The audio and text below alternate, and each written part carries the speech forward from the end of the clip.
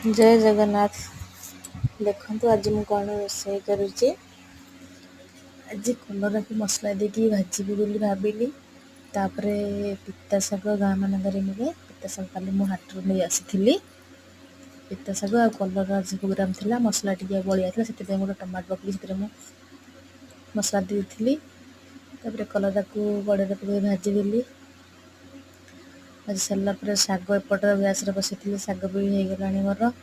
ଏବେ ଦେଖନ୍ତୁ ମୁଁ ଖାଉଛି।